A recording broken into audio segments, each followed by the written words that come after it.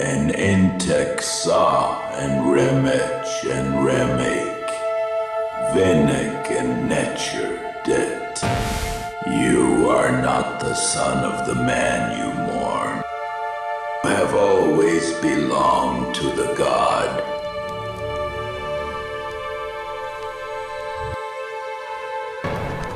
I had broken the Persian army. I had taken their cities, their coastline. I believed I understood what power looked like. Then, I entered Egypt.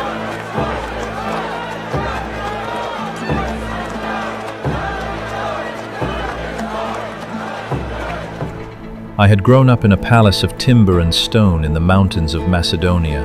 My father believed it to be magnificent. Yet standing at the foot of the pyramids, I understood for the first time how small we truly were. These monuments were more ancient to me than my own time is to yours. They had already stood for 2 millennia. I had conquered the largest empire in the world, and I was standing in the shadow of something no army could ever build. My father Philip was murdered at his own daughter's wedding. A bodyguard drove a blade into him in front of the entire court. I was 20 years old. Within hours, I was king. Within days, every man connected to the assassination was dead. The questions died with them. My mother Olympias had told me since before I could walk that Philip was not my true father, that I was the son of Zeus. I learned to dismiss it as her madness, her hatred of Philip poisoning everything she touched. Standing in Egypt, surrounded by monuments built for men who called themselves sons of gods, I could not stop the thought, what if she was right? Priests told me there was only one place in the world that could answer that question. The Oracle of Amun at Siwa, 300 miles into the western desert. They said the oracle had never spoken a false word. My generals told me the crossing was suicide. An entire Persian army of 50,000 men had marched into that desert 2 centuries before me. Not one was ever seen again. I gave the order to march at dawn.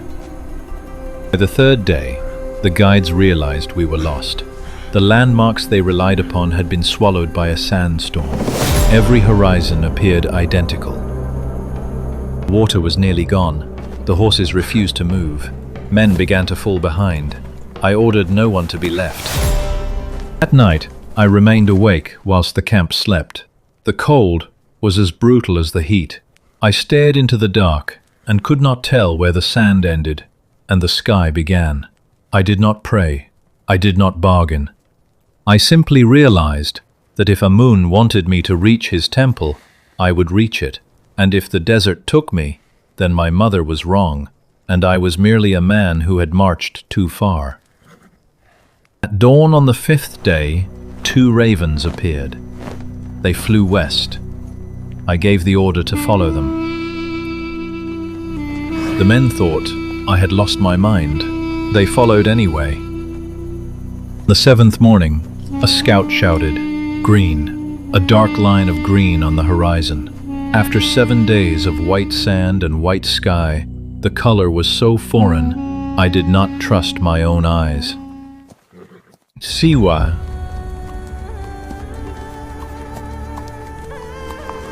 The temple of Amun sat on a rock above the palms.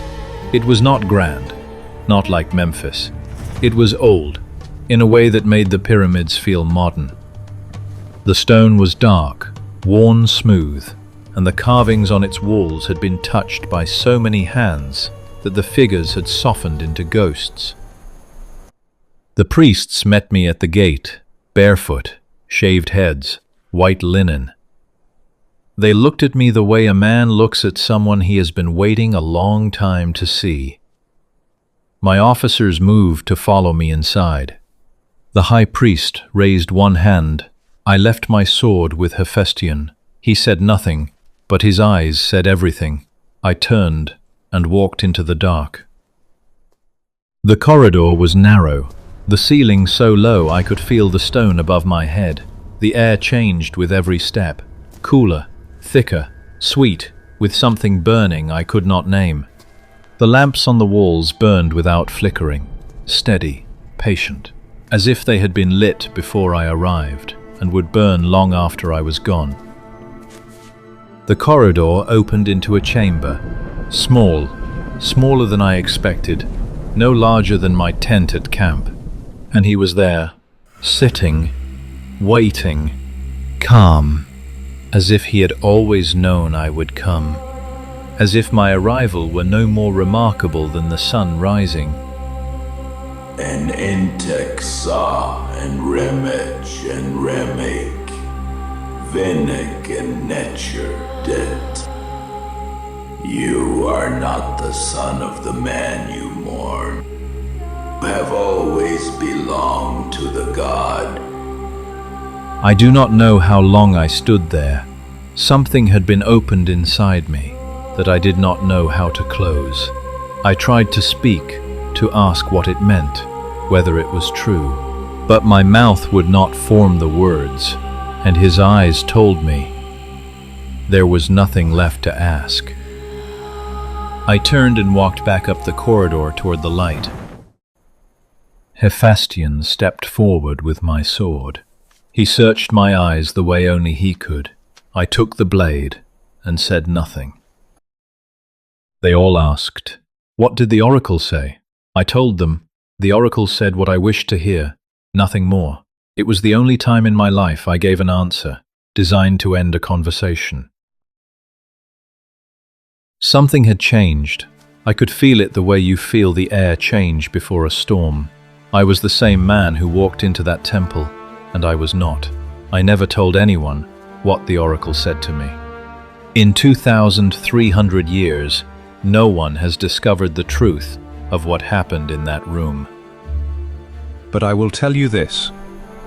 When I entered the desert, I was a king in search of an answer. When I emerged, I was something else. And the world was not ready for what I had become.